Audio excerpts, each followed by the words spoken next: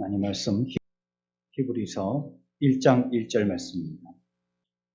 옛적의 선지자들을 통하여 여러 부분과 여러 모양으로 우리 조상들에게 말씀하신 하나님이 이 모든 날 마지막에는 아들을 통하여 우리에게 말씀하셨으니 이 아들을 만유의 상속자로 세우시고 또 그로 말미암아 모든 세계를 지으셨느니라. 이는 하나님의 영광의 광채시요 그 본체의 형상이시라. 그의 능력의 말씀으로 만물을 붙드시며 죄를 정결하게 하는 일을 하시고 높은 곳에 계신 지극히 크신 이의 우편에 앉으셨느니라. 아멘. 우리 오늘 읽었던 말씀의 1절, 2절을 다시 한번 보겠습니다. 우리 같이 한 목소리로 1절과 2절을 같이 읽습니다. 옛적의 선지자들을 통하여 여러 부분과 여러 모양으로 우리 조상들에게 말씀하신 하나님이 이 모든 날 마지막에는 아들을 통하여 우리에게 말씀하셨으니 이 아들을 만유의 상속자로 세우시고 또 그로 말미암아 모든 세계를 지으셨느니라. 아멘. 이 말씀은 1절과 2절을 서로 구분하여서 읽어볼 줄을 알아야 되겠는데 1절은 옛적의 선지자들을 통하여서 이렇게 말씀하십니다. 옛적의 선지자들이 말씀하셨는데 어떻게 말씀하셨냐면 여러 부분과 여러 모양으로 말씀하셨다는 거예요. 선지자가요. 근데 이 말은 누굴 통해서 하시고 싶은 말이냐면 우리 조상들에게 말씀하신 하나님이 하신 말씀이셨어요. 그러니까 하나님이 선지자들의 입을 통하여 어떻게 말씀하시냐면 여러 부분과 또 어떻게 해요? 여러 모양으로 말씀하셨다는 뜻입니다. 그러면 1절은 구약을 얘기할까요? 신약을 얘기할까요? 구약을 얘기하겠죠. 선지자라는 말이 있는 거 보니까 그리고 또 우리의 조상들 이렇게 얘기한 거 보니까 예전 구약을 얘기하는 것 같습니다. 신약은 대조해서요.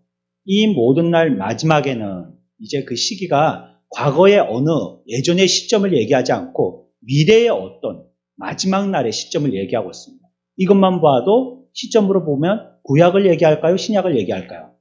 신약을 얘기하는 겁니다. 대표적인 단어로 모든 날 마지막에 이렇게 사용하고 있습니다. 아들을 통하여 이제 말씀하시는데 아들이 말씀하세요. 우리에게 말씀하셨다는 거. 앞에서는 누가 말씀하셨어요? 하나님이 말씀하셨어요. 누구 입을 통하여서요? 선지자들의 입을 통하여서. 신약 때는요. 마지막 때라라고 말씀하시면서 아들을 통하여서 말씀하셨다는 거예요. 우리들에게. 이 아들을 만유의 상속자로 세우시고 또 그로 말미암아 모든 세계를 지으셨느니라. 이렇게 말씀하셨다. 그러니까 크게 놓고 보면 어떻게 구분할 수 있냐면 히브리 1장 1절과 2절은 1절은 어느 시대? 구약시대. 2절은 어느 시대요? 신약시대. 이렇게 구분하는 겁니다. 그래서 신약시대와 구약시대 때 우리들에게 말씀하셨다라고 얘기하고 있어요. 그런데 2절 이후에 3절, 우리 3절 다 같이 한번 읽어볼까요? 시작. 이는 하나님의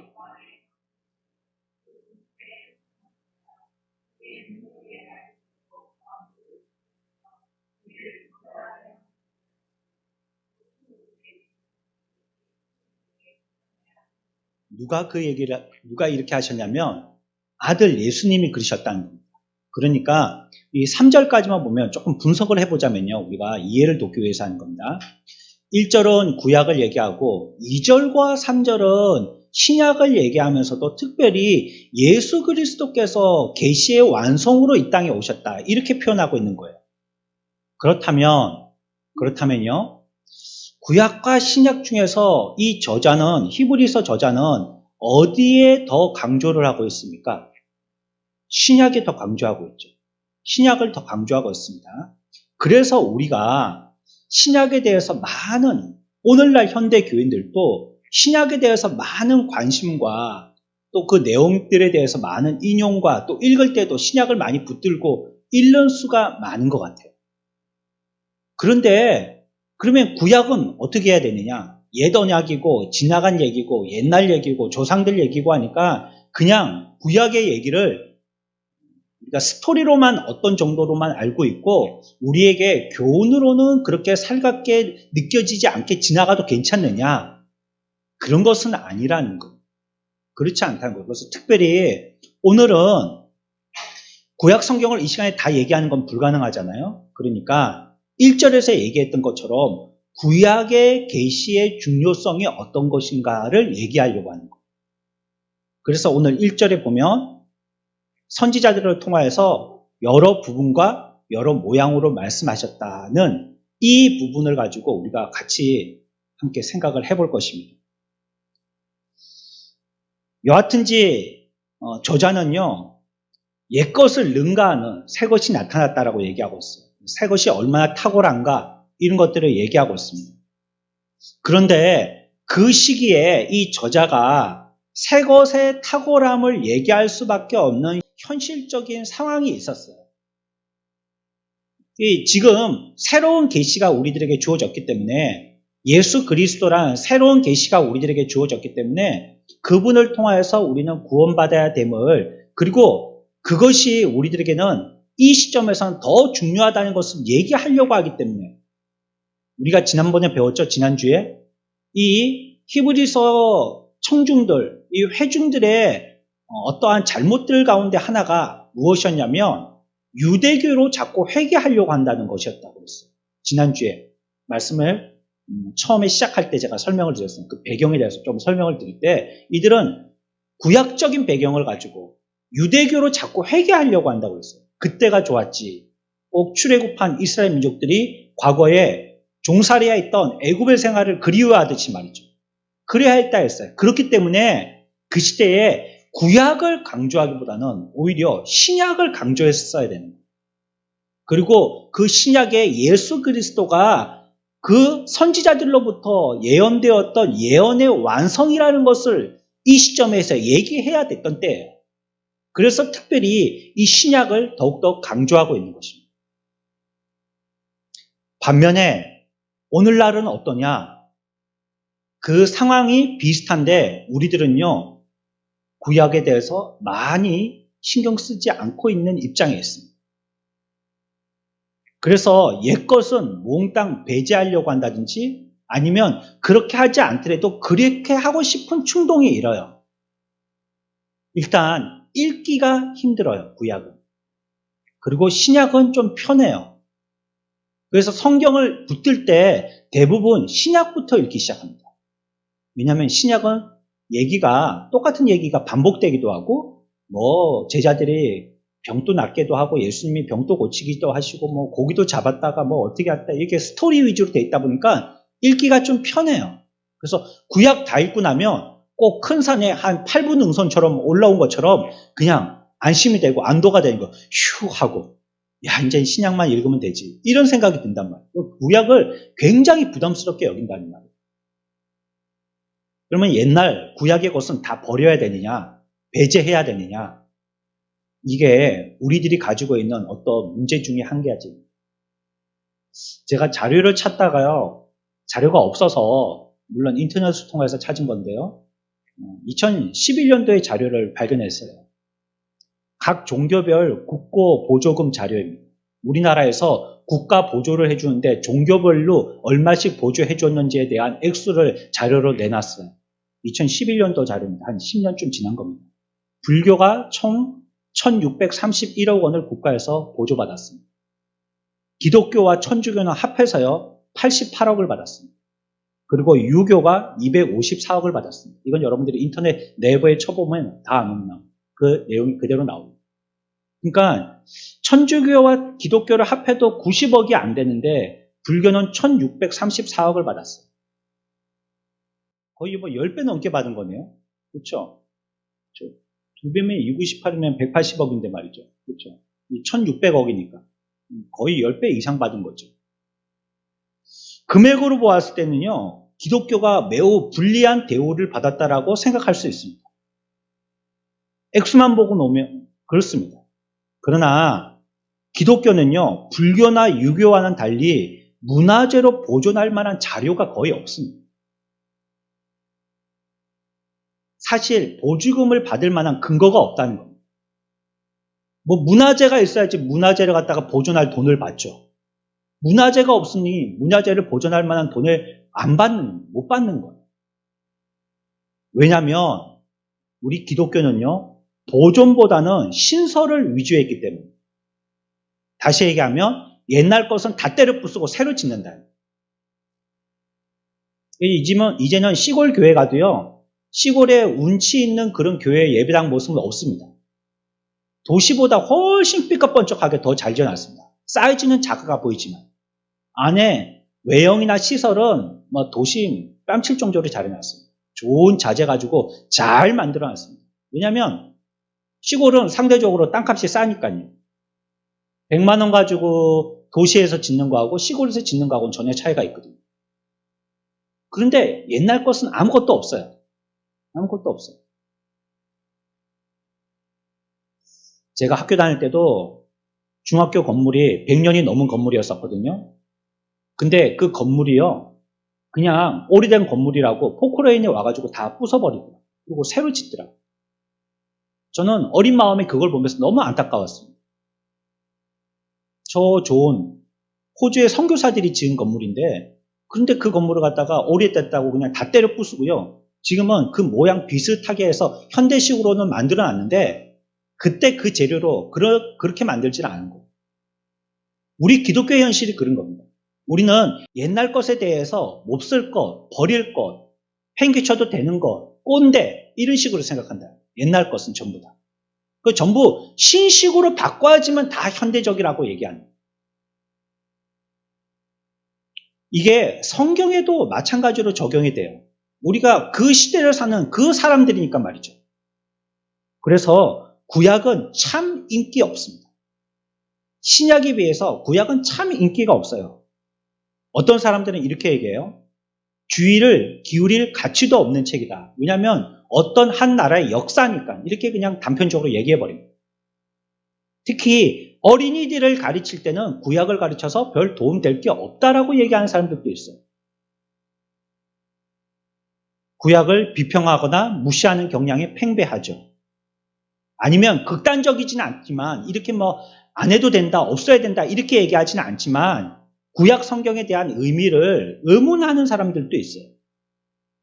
신약은 밝은 빛으로 나타나는데 신약은 계시의 완성이니까 밝은 빛인데 구약은 어두침침한 촛불과 같은 것이지 않느냐. 그걸로 밝혀봤자 얼마나 밝히겠느냐.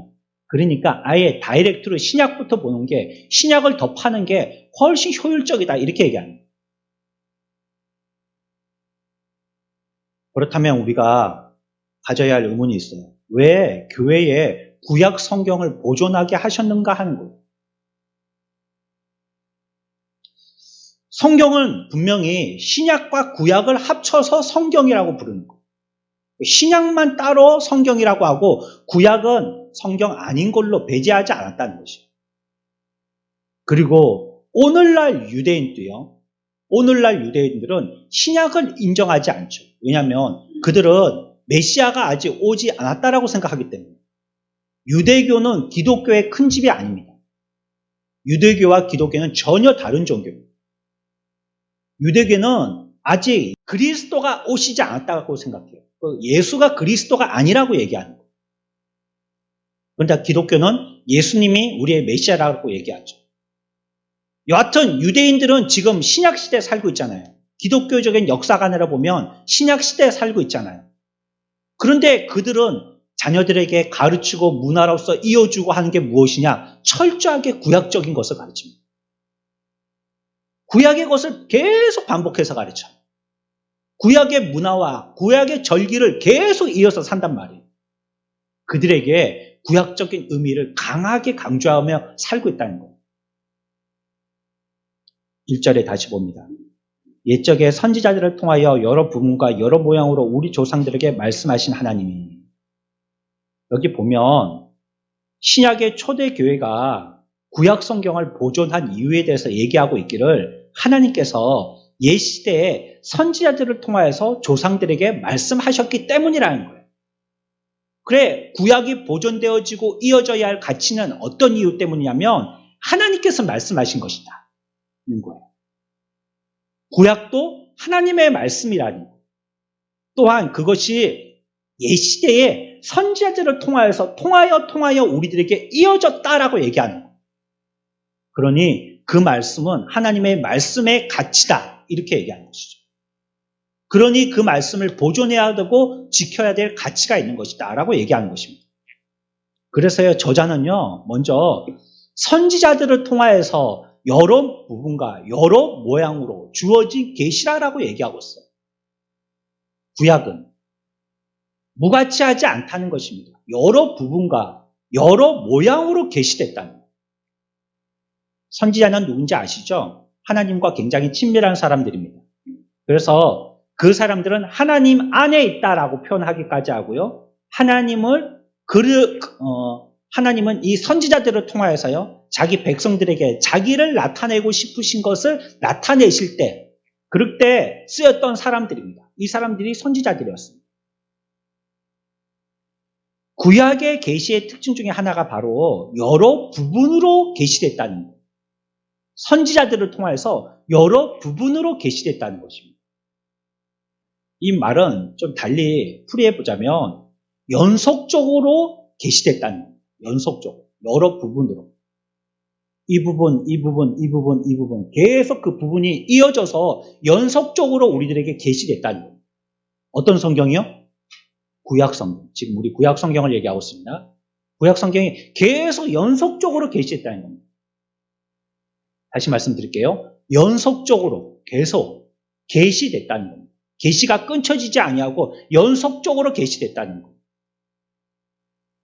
그러니까 이 말은 계시가요, 우리가 알고 있는 좀 샤머니즘적인 그런 계시, 딱 눈 떴더니 뭐가 딱 보였다, 이런 계시가 아니고요, 계속 이어져 내려오는 연결성이 있는 단회적이지 않는 계시라는 걸 얘기하고 있어요. 구약의 계시는 한 번에 왕창 주어진 계시가 아니라는 거예요. 뭐 어떤 영매가 어떤 바위에서 뭐 뜨겁게 기도를 했더니 어떤 신이 접신해가지고 한 번에 모든 우주의 모든 진리를 다 깨우쳤다. 이단들이 이런 걸 얘기하거든요. 이단들이. 근데 구약은 분명히 여러 부분으로 발생했다. 계시가. 그렇게 우리들에게 주신 것이 아니라 여러 부분으로 한 번에 왕창 주시지 아니하고 여러 부분으로 주셨다는 거예요.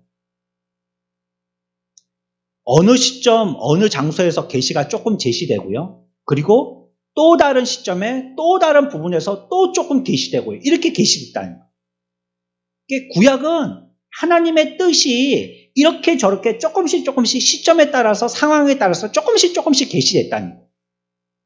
그게 계속 연결되어져 신약시대까지 내려온 것입니다. 그게 구약의 계시입니다. 하나님께서 먼저 족장들을 통해서 자기를 계시하셨죠. 그 다음에 모세를 통하여서 하나님을 계시하셨고요. 그 지난 다음에 어떤 신정 제도를 통하여서 하나님을 계시하셨고요. 나중에는 이스라엘이라는 나라의 역사를 통하여서 하나님을 계시하셨어요. 왕창 한 번에 하시지 않았다는 거예요. 시대에 따라서, 장소에 따라서, 시점에 따라서 조금씩 하셨다는 것입니다.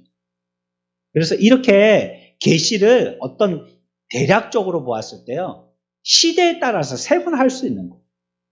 여러 부분으로 계시했다는 말씀을 이해하기 가장 좋은 예일 겁니다. 역사적으로 계시하셨다는 거. 시간의 흐름에 따라서 우리들에게 계시했다는 거. 그러니까 어느 때에만 계시하고 그 이후로는 계시가 깜깜해진 게 아니고요. 그때 그런 모양으로 계시하셨고, 이때 이런 모양으로 계시하셨고, 지나 그 다음 모양으로 계시하시는 이런 계시의 연결성이 계속 있었다는 것이에요. 메시아에 대한 계시를요, 각 시대마다 각 사람마다 여러 부분으로 하셨다는 것이에요.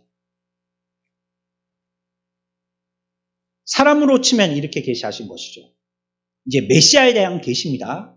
메시아에 대한 계시를 어떻게 하셨느냐?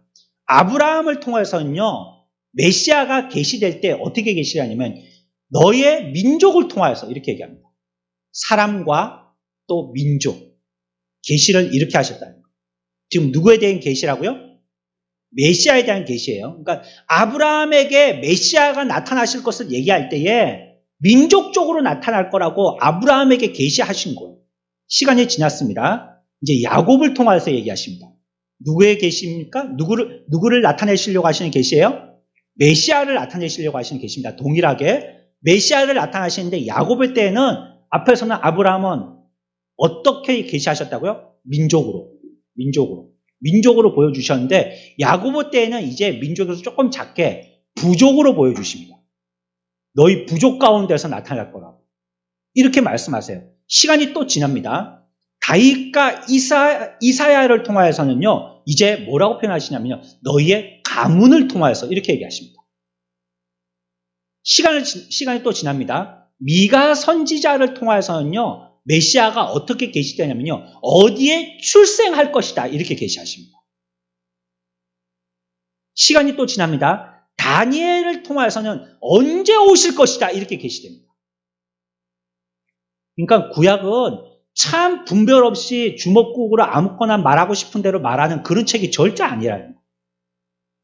그 구약에는요, 구석구석에 하나님의 모든 계시의 부분들이 숨어가지고요, 무엇을 향하고 있냐면 메시아, 예수가 그리스도의 심을 계속 얘기하고 있다는 거예요. 근데 그것도 굉장히 논리적으로. 아브라함은 덜렁 얘기했으니까 이 뭐 아브라함 얘기하는구나. 아브라함 가족 얘기하구나. 뭐 야곱 가족 얘기하는구나. 아니면 뭐 무슨 미가가 얘기하는 무슨 동네 얘기하구나. 이렇게 지나는 것이 아니라 이 전부 다 메시아에 대해서 여러 부분으로 이 부분으로 저 부분으로 이렇게 저렇게 이 시점 저 시점에서 점점 어떻게 할 때는 보면 하나씩 줄여가면서 말이죠. 그 폭을 조금씩 줄여가면서 마치 햇빛을 볼록렌즈로 이렇게 빛을 모아가지고 검정 종이를 갖다가 구멍 내고 태우는 것처럼 그 넓은 하늘의 모든 그 계시들을 갖다가 한 점 예수 그리스도라는 계시로 조금씩 모으고 있다라는 거예요. 그래서 우리에게 계시가 여러 부분으로 주어졌다 이렇게 얘기하고 있는 것입니다. 또한 계시가요 여러 부분뿐만이 아니라 또 여러 어떻게 해요? 모양으로도 주어졌다는 거예요. 계시가. 구약의 계시는 그와 같이 여러 부분으로도 주어졌지만 여러 모양 그러면 여러 방식 이렇게 이해하면 되시겠어요. 여러 방식으로 주어졌다는 것이에요. 하나님은 자기를 나타내시는 방식을 사용하실 때 여러 가지 다양한 방법을 사용하십니다. 우리는 구약에서요 하나님의 신현이라는 것을 보게 됩니다. 신현은 무엇이냐면 하나님을 형상적으로 이해할 수 있도록 나타나는 거예요. 하나님은 영이시니까 형상이 없으시거든요. 그런데 하나님이 자기가 하나님이심을 어떤 형상의 이미지를 보여주셔서 우리들로 알고 깨닫게 해주시는 거예요. 그게 신현이에요. 족장시대 때요, 갑작스럽게요, 굉장히 탁월하고 아름답고 훌륭한 하나님의 사자가 나타납니다. 여호와의 사자, 이렇게 표현하죠. 물론 하나님이 일컫는 말을 그 사람들은 백성들에게 얘기해주는 입장에 섰던 사람이지만 이 사람을 하나님의 사자라고 표현하는 것은 하나님을 묘사하는 거예요. 그를 통하여서 하나님을 보도록 만드는 거예요. 그러니 그 구약에 나왔던 여호와의 사자라는 사람들은 하나님의 신현되어진 모습인 거죠. 하나님이 그 사람을 통하여서 하나님의 심을 나타내 보여주셨다 해서 현현이라고도 얘기합니다. 출애굽 시대에 이스라엘 백성들이 애굽에서 나와서 가나안으로 들어갈 때 놀라운 일들이 나타났죠. 막 10가지 재앙이 나타나고요. 홍해가 갈라지고요. 하늘에서 막 메추라기 만나 떨어지고요. 구름기둥, 불기둥이 일어나고요. 이게 뭡니까? 물론 이스라엘 백성들을 구출하고 이끌어내기 위한 방법이죠. 그러나 또 한 면으로 본다면 이것은 하나님이 살아계시고 너희들을 인도한다는 하나님의 자기의 계시의 모양인 거예요. 그래서 이런 것이 무엇이냐면 하나님의 신현이다 이렇게 얘기합니다. 그거 보니까 하나님이 살아계신다는 걸 알 수 있겠어요. 하나님이 인도하신다는 것을 알 수 있겠어요. 어떤 성도하고도 그런 얘기 했습니다. 이거는 뭐 참 안타까운 얘기지만 어떤 환자는 그렇게 안 좋게 돼서 결국은 돌아가셨는데, 이 가족은 그래도 뭐 병이 안 걸리고 건강한 게 더 좋지만 병이 걸렸어도 그 예후가 참 좋은 거예요. 참 빨리 발견하고 치료도 참 안정적으로 잘 되고 있는 거예요. 그런 거 보면 하나님의 은혜다. 그런 걸 같이 얘기한 적이 있어요. 그거 보니까 하나님이 살아계시고 나타내셔서 우리들을 이끌고 계심을 우리가 알 수가 있는 거예요. 이게 어때요? 하나님이 여러 모양으로 자기를 계시하신 거예요. 하나님이 살아계신다는 것을 갖다가 그런 모양, 굉장히 하나님의 탁월한 방법과 솜씨로 우리들에게 보여주신다는 거예요. 내가 살아있다는 것을. 그리고 우리가 성경을 읽다가 휴게소처럼요, 좀 쉬고 더 이상 읽기를 힘들어하는 곳이 있어요. 그게 성경의 레위기라는 곳입니다. 레위기는 참 재미가 없죠, 보면. 율법, 성막, 제사, 기타 제사와 관련된 얘기들, 이런 얘기가 무슨 말인지 모르게 식양 같은 것도 식양이라는 단어 오늘날 쓰지도 않는 단어죠. 크기, 규칙, 사이즈 이런 것들을 얘기하는 거거든요. 근데 몇 규빗이고 이거 우리나라는 센치나 미터를 쓰는데 말이죠. 규빗이라는 것은 우리나라가 쓰는 어떤 이런 측량법이 아니잖아요. 그러니까 이게 무슨 말인지도 모르겠고 그게 정확하게 몇 센치를 얘기하는지 감도 안 잡히고 그러니까 재미없으니까 그냥 입으로만 읽는 거예요. 머리는 이해 한 개도 안 되고. 하지만 이런 것들에서 여러 가지 규칙들을 보게 되어지죠. 어떨 때는 어떻게 해야 된다. 무엇은 어떻게 해야 된다. 이런 것을 예표로 해서요. 그리스도께서 나중에 완전히 나타나시게 되어졌을 때 이에 대한 하나님께서는 이 모든 규칙이나 제도에서 진리들의 일부분들을 갖다가 우리들에게 조금씩 보여주시는 거예요. 그것은 제도, 제사, 규칙, 이 원칙 이것을 얘기하시지만 사실 그 이면에는 하나님의 자기 계시가 또 숨어 있다는 것입니다. 뭐 하려고 말씀하시냐? 그 제사, 오늘날 제사 드리지도 않는데 이것이 하나님의 자기 계시의 방법입니다. 그런 모양으로 자신을 계시하신다는 것이에요. 또한 하나님의 자기 계시가 어떤 것이 있습니까? 여러 모양이라 했으니까요. 여호와의 말씀이라 하고 말씀으로 계시하시잖아요. 오늘 이 시간에 우리가 예배를 통해서 말씀을 듣죠. 이건 무엇입니까? 하나님이 살아계신다는 것을 갖다가 우리가 체험하는 겁니다. 이 시간에. 말씀의 계시를 우리가 듣는 것이에요. 명백한 하나님의 선언을 듣는 것이거든요. 말씀이라는 것은 여호와의 권위를 얘기하는 것입니다. 하나님의 살아계심을 얘기하는 것이죠. 백성들이 형통할 때든지 비참하고 공공한 형편에 처했을 때든지 다양한 상황 속에서요. 다양한 말씀들이 선지자들을 통해서 선포되었어요. 이런 것처럼요. 여러 가지 모양과 여러 가지 방식으로 하나님께서 옛적에 선지자들을 통해서 조상들에게 말씀하신 것입니다. 어떨 때는 이뿐만이 아니라 그러니까 신년이라든지 또 어떤 규칙이라든지 아니면 이와 같이 말씀뿐만이 아니라 어떤 때에는 환상으로도 하나님을 나타내시기도 하셨어요.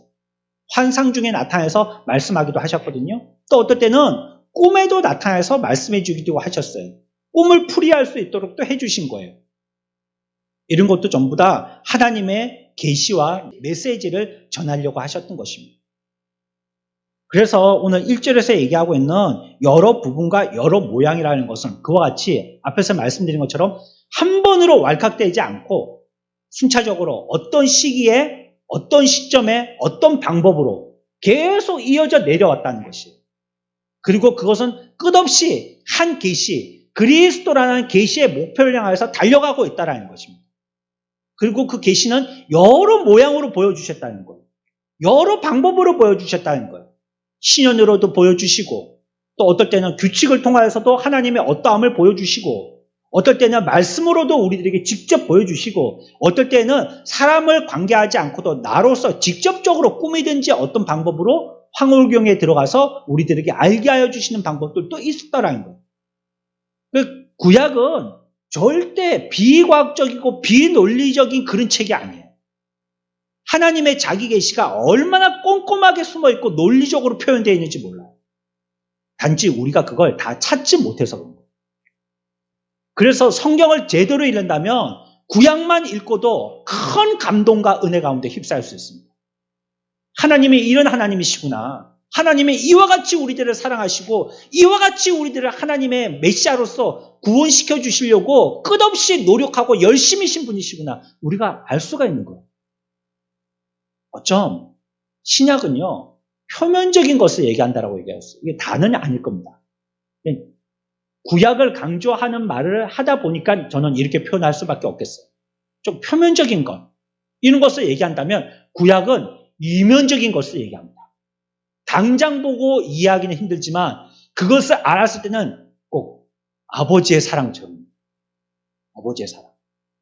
엄마 사랑하고는 좀 다르잖아요. 엄마는 막 옷도 이렇게 매무새 챙겨주고 뒷머리도 만져주고 구두도 닦아주고 옷도 털어주고 이런 사랑이라면 아빠는 가만히 있습니다.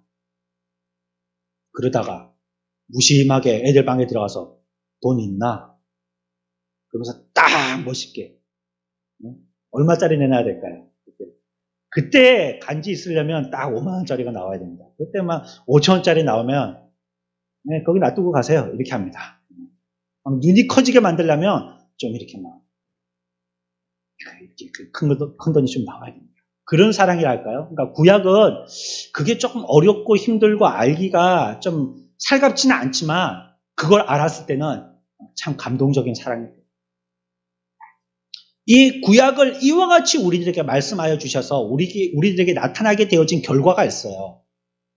구약의 계시가 우리들에게 무엇을 말씀하셨냐는 거예요. 그래서 이런 여러 모양과 여러 부분으로 나타난 이 계시가 과연 무엇을 계시하여 주셨고 어떤 것을 드러냈냐는 거예요. 이것도 우리가 아는 것이 중요합니다. 첫 번째는요. 구약이요. 하나님이 창조주이심을 드러내 주셨어요. 하나님께서. 물론 이 모든 내용의 맥락은 어디로 향하고 있냐면요. 예수가 메시아이시다 이걸 얘기하고 있어요. 근데 이 모든 구약의 계시들로 통하여서 이런 부분적인 것들이 얘기되어질 때 예수가 메시아라는 것을 말씀하시는 거예요. 하나님이 어떤 분이라는 걸 얘기한다고요? 창조주이시다. 같이 해봅시다. 하나님은 창조주십니다. 이게 모든 문제의 첫 번째 해결 방법입니다. 시간의 세계 속에 살고 있는 우리들이요. 여기에서부터 시작해야 돼요. 여기서부터. 우리가 당면하고 있는 뭐 어떤 문제든지요. 그게 문제라고 생각된다면 그 문제를 해결할 때 여기서부터 시작해야 된다는 거예요. 어디서부터요? 하나님이 창조주시다라는 데부터 시작해야 된다. 어떤 사람들은 하나님을 그냥 우리를 구원하시기 위한 구원주로만 생각하고 창조주로서 하나님을 잃어버리는 경우가 있습니다. 그냥 그때 만들기만 쪼물떡 만들고 우리가 지난주에 배운 것처럼 그리스 신화의 신들처럼 만들기만 하고 던져놓은 그런 신들로 그 창조주가 우리들에게 어떤 의미가 있는지는 기억지 아니하는 그리고 그냥 구원주로만 계속 우리를 구원하고 우리를 죄를 용서해 주시는 그런 분으로만 강조하고 끝나기가 쉽더라고요. 그래서는 안 됩니다. 하나님은 우리의 창조주이심을 분명히 구역에서는 얘기하고 그렇다면 그걸 우리들도 잘 배워야 되는 거예요. 혼란스러운 문제들이요. 궁극적으로는요. 창조주 하나님에 대한 교훈이 제대로 없기 때문입니다. 여러분, 가족, 창조주 무슨 관계성이 있을까요? 전혀 관계가 없는 것 같잖아요. 그러나 가족을 누가 만드셨습니까? 하나님께서 가족을 누가 만드셨어요? 하나님이 만드신 겁니다. 가족을 창조하신 분은 하나님이셔요. 그리고 그 가족의 주인은 하나님이세요. 그러면 가족의 문제를 어디에서 풀어야 되느냐? 하나님은 창조주시라는 이 문제에서부터 풀어야 된다. 그러나 그러지 않죠, 사람들이? 뭘 풉니까? 뭐 저 사람이 나를 사랑한다, 미워한다, 과거를 들먹였다, 어쩐다, 아니면 돈이 어쩌다, 아니면 뭐 감정이 어떻다, 뭐 이런 거에서부터 해결하려고 한단 말이에요. 그러니까 해결이 안 돼. 해결이 안 돼. 뭐 이렇게 하고 막 정리하면 끝나지. 그게 해결입니까? 해결이 아닌 거예요. 민족의 문제, 여기서부터 시작해야 됩니다. 또 우리 지금 대통령 선거를 앞두고 있죠. 3개월 정도뿐이 안 남아요. 3월 9일인가요? 얼마 남지 않았습니다. 3개월이 채 안 남았을지는 모르겠네요. 그러면 당장 뽑아야 되지 않습니까? 어떻게 뽑을 것인가? 누굴 뽑을 것인가? 여기서부터 시작해야 되는 거예요. 두 번째는요. 구약의 계시가 결과적으로 우리들에게 뭘 얘기하느냐? 하나님의 거룩하심을 얘기하는 겁니다. 우리 같이 해봅시다. 하나님의 거룩하심. 하나님의 거룩하심. 창조주의 성품이 어떠냐는 것입니다. 어떠냐는 것입니까? 예? 창조주가 정말 하나님은 창조주신데 그분의 성품이 어떠냐는 거예요. 이게 율법을 주신 목적입니다. 율법은 우리를 속박하기 위해서 주신 것이 아니에요. 앞에서 말씀드렸죠? 모든 그리고 여러 모양으로 여러 부분으로 우리들에게 계시해 주셨다 했잖아요. 그러면서 여러 부분으로 계시하실 때 규칙, 레위기의 규칙 같은 걸로 통하여서도 우리들에게 말씀하셨다고 하셨죠. 거기서 강조되고 있는 부분들이 율법 아닙니까? 율법. 모세가 갖고 내려온 것도 율법이고 율법 아닙니까? 이 율법은 뭘 하라고 하는 겁니까? 여기서 세상에 있으면서 율법대로 예수 믿으라는 얘기가 아닙니다. 그렇게 구원을 얻으려고 하다가 유대 민족들이 다 실패한 겁니다. 이거는 지켜서 너희들이 예수 잘 믿는 사람이 되라, 구원을 이루는 사람이 되라라고 주신 거 아니에요. 율법은 이미 하나님의 백성 된 자들에게 주신 거예요. 그거 가지고 구원받으라가 아니고요. 이미 자녀된 자들에게 주신 거예요. 그러면 그걸 왜 주셨느냐? 하나님이 어떤 분이심을 가르쳐 주시기 위해서 주신 거예요. 율법은. 아이고 내가 이렇게 많은 390개가 되어지는 이런 율법대로 어떻게 다 지켜? 나는 안 되구나. 나 실망한다든지.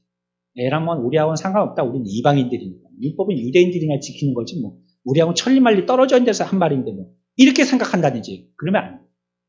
율법은요. 하나님이 어떤 분이심을 철저한 규칙들로 통해서 우리들에게 말씀하시는 거예요. 자기의 계시의 방법인 거예요. 뭐가요? 율법이 그렇다. 율법을 볼 때 그래서 야 내가 족쇄 채워졌구나, 수갑 채워졌구나, 부자유스럽구나 이렇게 생각해서는 안 돼요. 율법을 통해서 우리들이 바라봐야 할 관점은 하나님이 이와 같이 거룩하신 분이시구나 이걸 알아야 된다는 거예요. 하나님은 율법을 주셔서요. 자기가 어떤 분이신지 자기의 본성을 지금 율법을 통해서 서술식으로 진술하듯이 써내려가고 있으신 거예요. 그게 율법입니다. 하나님은 스스로 질투하시고 거룩하시고 전적인 충성을 요구하시고 예배를 요구하시는 분이라고 선언하는 거예요. 그게 율법입니다. 그러니까 이 세상에 하나님 외에는 어떤 신도 용납할 수 없다는 것입니다. 그러니까 어떻게 하라. 이것은 하나님이 그런 분이시다는 걸 얘기하고 있는 거예요. 계시가 구약 계시가 우리들에게 뭘 얘기하시느냐? 하나님의 거룩하심을 얘기합니다. 여러분들 이 순서를 잘 잡고 오셔야 됩니다. 제가 첫 번째 뭘 말씀드렸어요? 구약 계시가 우리들에게 뭘 얘기한다고요? 하나님이 창조하셨어요. 그리고 하나님은 거룩하신 분이세요. 세 번째입니다. 여기에 비하면요. 하나님이 뭘 계시하여서 구약을 통해서 보여주시려고 하면 인간의 죄와 죄의 극악함을 보여주시려고 합니다. 어쩜 이건 조금 건방진 소리일지 모르겠지만 이 시간에 말씀드리는 이 내용은요. 구약의 전체적인 내용이라 할 수 있어요. 개괄적인. 그러니까 하나님께서 하나님의 거룩하심과 하나님의 창조하심을 우리들에게 끊임없이 얘기하십니다. 이것도 계속 얘기하시면서 인간이 얼마나 죄악된가 또한 인간이 죄악된 그 죄악은 얼마나 악한가를 얘기하시는 거예요. 죄는 결국 어떻게 하게 합니까? 하나님의 거룩하심을 드러내면서 상대적으로 뭘 드러내죠? 뭘 드러냅니까? 우리가 가지고 있는 이 인간의 죄악이 얼마나 더러운가를 드러내는 거거든요. 그게 율법이거든요. 율법 앞에서 딱 쓰면 뭐라고 얘기했어요? 쫙 이렇게 헤드라이트로 비추는 것처럼 다 비추게 보인다고 그랬잖아요. 쫙 비추게 보는 겁니다. 우리에게 다 보는 거예요. 그러니까 우리 속에 있는 극악한 죄의 습성들이 다 보여지는 거예요. 탄로 나는 겁니다. 이전까지는 그냥 깜깜한 데 있었어요. 우리끼리. 그래서 우리 얼굴에 뭐가 묻었는지 아무도 몰랐다는 거예요. 그냥 깜깜한 데 소리만 듣고 있다 보니까 그냥 옆에 있는 사람 건드려보고 만지고 대충 짐작을 했다는 거예요.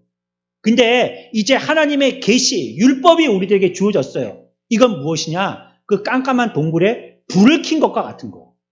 환히 보게 돼갖고, 아이고, 이 사람이 남자인 줄 알았는데, 목소리가 굵어갖고 남자인 줄 알았는데, 여자네. 놀라는 거죠. 아이고, 이 사람이 얼굴이 이렇게 만져보니까 우락부락한 줄 알았더니, 어이구, 예쁘네. 이제 알게 된 것입니다. 이것처럼 율법을 통하여서 죄의 극악함이 분명해지는 것이에요.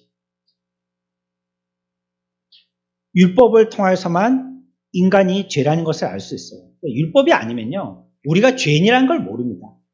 뭘 통해서 우리가 죄인이라는 걸 알겠어요? 누가 얘기해서요? 모릅니다. 율법을 통해서만 우리가 죄인이라는 걸 알 수 있어요. 우리에게 더러운 성품이 있다는 것과요, 그것이 우리들에게 타고난 본성이라는 것. 그래, 어떨 때는 제가 신학교 다닐 때 교수님은 그렇게 가르치시더라고요. 우리의 DNA 속에 죄가 녹아있어, 이렇게 얘기하시더라고요. 이건 좀 표현이 그렇다는 거죠. DNA를 검사하면 거기에 DNA 구조의 분석을 해보면 거기에 죄의 부분이 붙어 있고 이렇지는 않습니다. 표현이 그렇던 거죠. 그러나 그 표현처럼 우리는 습성적으로 죄를 가지고 난다는 거예요. 이건 어떻게 해볼 씻는다고 없어지는 것이 아니에요. 그런데 이것이 우리 속에 있었던 하나님의 형상을 철저하게 훼손시켰다는 거예요. 이 죄가. 그러니까 하나님과 대비해서 인간들은 얼마나 죄악 가운데 있느냐, 얼마나 그 죄악은 극악한가 얘기하는 것입니다. 이거는 꼭 구약에서 계시하지 않더라도 오늘날 살고 있는 여러분들이 TV만 켜고 신문이나 뉴스만 들어도 알 수 있지 않습니까? 이제는 어째 부모가 그럴 수 있어 이랬는데 이제는 그렇게 넉넉히 하고도 남는 그런 시대가 됐죠. 어느 날 우리 부부가 어디 산책한다고 걸어가는데 우리 집의 골목에 이따만한 트렁크가 한 개 딱 버려져 있는 거예요. 그거 보면 여러분들 어때요? 옛날 같으면 이게 웬 떡이야 하고 주워갔겠죠. 근데 우리는 겁이 나는 거예요. 왜? 그 트렁크에 뭐가 들어있을지 모르잖아요. 저 트렁크를 왜 버렸을까? 저 트렁크 밑에 왜 저렇게 젖어 있을까? 겁이 나는 거예요. 요즘 시대가 그런 시대가 된 거예요. 그런 큰 가방, 여행용 가방 하나만 봐도 그냥 움찔하고 겁을 낼 만한 이런 시대가 된 거예요. 얼마나 인간이 악한지 구약은 그걸 얘기합니다. 그러면서 네 번째요. 그렇다면 하나님과 우리와의 관계가 이렇게 양극과 같이, 남극과 북극과 같이 하나님은 창조주시고 거룩하신 분인데 우리는 죄 가운데에서 우리의 성품은 그런 더러운 죄 가운데 오염되어 있는데 이걸 어떻게 할 것인가를 또 얘기해요. 구약은. 그러니 원래대로 하나님과 잘 지냈던 에덴의 모습과 같이 화해해야 안 되나 이렇게 얘기하시는 거예요. 하나님과 이 죄악된 인간이 화해해야 안 되나 이렇게 얘기하고 있는 거예요. 그러기 위한 여러 가지의 방법들을 우리들에게 구약적인 계시로 얘기하세요. 속죄가 필요하다는 거예요. 죄를 씻는 일이 필요하다는 거예요. 그래서 하나님께서는요, 이 일을 친히 다루신다라고 말씀하십니다. 우리가 알고 있는 대로요, 이렇게 하시는 이 방법이 제사 아닙니까? 제사는 사람들이 하려고 만들어 놓은 게 아니고요, 하나님이 내신 화해의 방법입니다. 제사라는 것은. 결론적으로는 무엇을 말씀하시냐? 하나님은 우리들에게 구약의 이와 같은 제사를 통하여서 나는 죄악된 너희들과 화해하고 싶어. 나는 거룩하고 창조주인데 너희들은 극악한 죄인임에도 불구하고 나는 너희들에게 화해의 방법을 낼게 하신 게 바로 뭐라고요? 제사제도입니다. 제사. 그러니까 제사가 어떻게 해라, 양 잡아와라, 무슨 절기에 어떤 모양으로 태워라, 어떻게 쪼개라, 부셔라, 갈아라, 이런 여러 가지 방법들을 얘기하시지만 결국은 궁극적으로는 뭘 얘기하시냐? 하나님이 우리들에게 화해의 제스처를 나타내십니다. 그런데 그 일이요, 굉장히 열심히시죠. 영원하신 분이, 거룩하신 분임에도 불구하고 잃어버린 바 되어진 우리요, 죄의 상태에 빠져 있는 우리를 외면하지 아니하시고 구원의 길을 예비하시고 그 과정을 이루기 시작하셨다는 것입니다. 이게 구약의 계시입니다. 그러니까 구약을 우리가 읽을 때 그냥 무턱대고 겉으로만 표현되어 있는 뭐 어떻게 해라, 뭐 누가 왕이 됐다, 누가 무슨 말을 했다, 어떻게 제사를 했다, 어떻게 이스라엘 민족들이 이동을 했다, 이런 것만 읽지 말고 그 전체적으로 이런 그림을 머리에 그리고 읽으셔야 된다. 다 보면 뭡니까? 이렇게 놓고 보니까 이게 전부 다 하나님이 우리를 사랑하신 계시라는 거. 여러 모양과 여러 부분으로 끊임없이 계시하여 주신다고. 결국은 뭐예요? 예수님을 통해서 구원받게 하시려고 하시는 거죠. 결국은 내가 예언하고 준비케 한 대로 언제 나게 하시고 어느 부족을 통해서 어느 민족을 통해서 어느 지역에서 몇 번째로 어느 계대로 나게 하신 그 말씀이 그대로 되어져서요. 결국은 예수 그리스도로 우리는 구원받게 된다는 것을 말씀하려고 하신다는 거예요. 예수가 메시아시라고. 예수가 그리스도시라고. 우리들에게 모든 부분과 모든 모양으로 말씀하시는 거예요. 여기에 구약의 계시의 가치가 있는 거예요.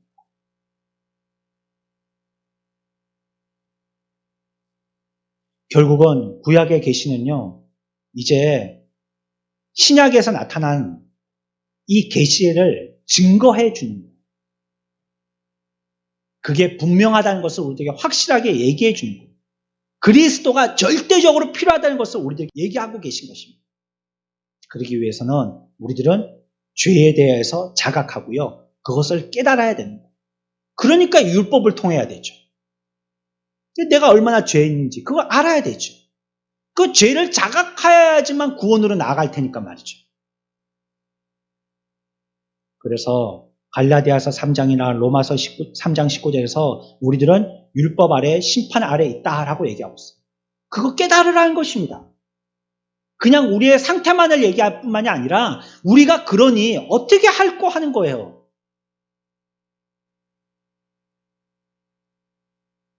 구약의 계시를 무시하는 것은요, 굉장히 위험을 무릅쓰는 것입니다. 그 신앙이 굉장히 위태로워지는 겁니다. 여러분들, 부탁드릴 것은 구약을 읽다가 놓으신 분들은요, 절대 그러지 마십시오. 신약이 읽기가 훨씬 편하지만요, 구약은요, 그 말씀을 읽을 때 우리들에게 아주 깊은 감동이 있습니다.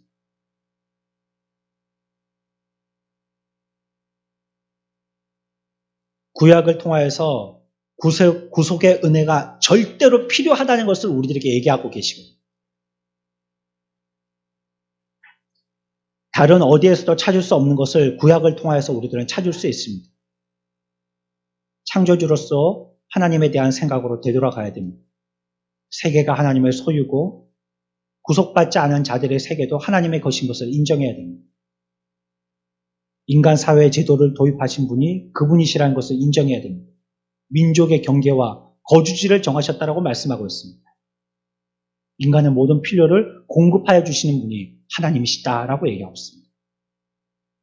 이 시대에 살고 있는 저와 여러분들, 세계는 필연적으로요, 그의 계획하신 바대로 성취되어져 나가고 있다는 것이에요. 거기서 우리들은요, 큰 격려와 위로를 얻게 되는 것입니다. 결국은 구약에서 말씀하신 대로 되니까 말이에요. 구약에서 우리들에게 계시하여 주시는 대로 하나님은 그대로 방향으로 이끌고 나가고 있다는 겁니다. 이 땅에서도 그렇습니다. 어떤 환경에서든지 어떤 삶을 살든지 우리들은 인내해야 됩니다. 왜? 하나님의 구약 계시는 결국 이루어진 걸 우리는 봤으니까. 신약에서 말씀하시는 것 결국은 이루어질 테니까. 계속 그와 같이 우리들에게 이루어질 것을 말씀하실 테니까. 그러니 우리가 살고 있는 우리의 삶 가운데서 인내하며 믿음으로 살아야 될 것입니다. 만약에 구약이 없다면 우리는 신약의 이 시대에 어떻게 살 것을 모르잖아요. 앞으로 될 일이 어떤 것인지 모르잖아요. 그러나 구약이 있기 때문에 신약 시대에 우리가 그것이 하나님이 그와 같이 우리의 죄를 드러나서 구원시키려고 하시는구나 증명이 되잖아요. 확신 가운데 살아야 되겠습니다. 우리의 배후에는 하나님이 계시고 세계가 다 그분의 손아귀에 있는 것입니다. 하나님께서 옛적 선지자를 통해서 조상들에게 말씀하셨고 지금 오늘날도 저와 여러분들에게 말씀하고 계십니다. 그분께서는 우리에게 들을 수 있는 귀를 주셨을 뿐만이 아니라 그분의 손이 온 우주 위에 있음을 확신하게 하는 메시지를 우리들에게 지속적으로 주고 계십니다. 하나님은 살아계시고 역사하십니다. 지금도 우리의 삶 가운데 철저하게 간섭하고 계시고 하나님의 그 놀라운 계시 가운데 우리들을 그 역사 속으로 이끌고 가시는 분이 바로 하나님이십니다. 믿음의 계대가 이어지는 또 구약의 계시를 가지고 믿음이 흔들리지 아니하는 굳건한 저 여러분들의 삶들이 되어지시기를 축원합니다.